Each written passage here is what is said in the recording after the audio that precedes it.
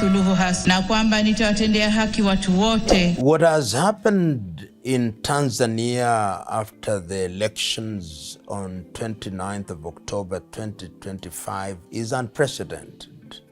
Is unprecedented because Tanzania, the United Republic of Tanzania, has stood out for the last over 60 years as unique. Unique in the sense that this is a country where ethnicity as a basis for political mobilization is seen to have been eliminated.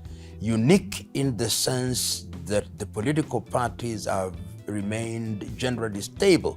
With, if you start from 1964, when Afro Shirazi, led by Abeid Karume, joined TANU, led by Julius Kambarage Nyerere, ultimately becoming Chama cha Mapinduzi in 1977, it has remained generally stable and generally acceptable. And of course, it must be remembered that while the rest of Africa were dilly-dallying about multi-party politics, the Nyerere administration very quickly embraced multi-partyism. And we have seen the change of government very orderly from Nyerere to Mwinyi, from Mwinyi to Mkapa, from Mkapa to Kikwete, from Kikwete to Magufuli, and of course the death of Magufuli, so that President Samia Suluhu Hassan was actually completing a term which was a Magufuli term. And one would have thought that that would continue.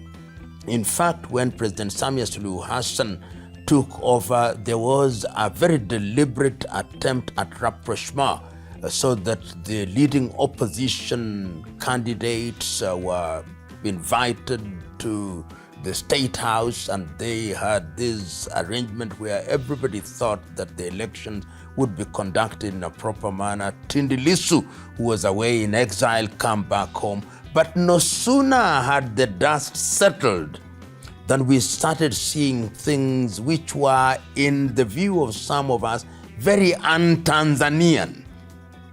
The kind of intolerance that was not to be associated with the Tanzania. And that is our source of discomfort. Source of discomfort that you are conducting an election where you are leading, in the words of the mainstream media, your leading opposition candidate is charged with the offense of treason in circumstances where many people who are acquainted with the law can say confidently that the charge of treason cannot be proven. Your other candidate is also barred for purely technical reasons, and you go into an election on that basis, then notwithstanding that we would have won, and I hold the view that even if these individuals had been allowed to contest the elections, perhaps they would have had higher votes in urban Tanzania, but rural Tanzania would have neutralized the vote so that Samia Suluhu Hassan would still have won the election. But because of the circumstances in which the victory has now been realized, it is no longer a victory that is untainted. And that is why the bad press, and ordinarily when people conquer fear and they find themselves in the streets, as we saw people demonstrating in Dar es Salaam, in Dodoma, in Mwanza, and in Mbeya, and led to deaths. It redefines politics in a different way. It redefines the nation's trajectory in terms of political orientation in a different way. And that is why you've seen that even those who ordinarily would cast their vote, metaphorically speaking, with the Tanzania, are now saying that the time is now for that new administration to rethink how they are going to operate. Remember that the leading opposition party has already said they do not recognize the result. Of course, President Samia Suluhu Hassan has already been sworn in as the president.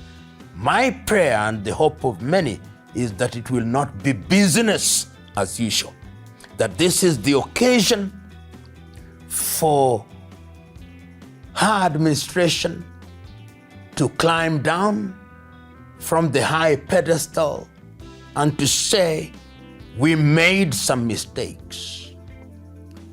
We presided over an environment that led to the death, unnecessary death of Tanzanians. Let us heal. The only way to heal is to talk about the Tanzania that we want. And I've heard Tanzanians in different parts of the country saying, we need to re-examine our constitution. This is the time. We need to have an understanding of a Tanzania that will accommodate different ways. As Nyerere used to say in his early days, demokrasia ni kupambanisha hoja. That democracy is about a competition of ideas so that the electorate has an opportunity of picking from that buffet of ideas. If that administration of the Suluhu administration adopts that approach, then Tanzania will heal. If, on the other hand, what has happened is ignored and swept under the carpet, then the wound will fester and Tanzania will not heal. I hope that will not happen. I would not use the term dictator as defined by the West to describe the actions that she took. I do not know what justified the interruption of social media forum, but I know that in other countries, including Tanzania, which is what happened, that people shut down social media in order to eliminate or reduce the possibility of copycat activities. Because history has demonstrated that sometimes violence is replicated through copycat activities, so that if there are demonstrations in one place, the others say, oh, people are demonstrating and we are not demonstrating. I think that must have been the motivation, well-intentioned.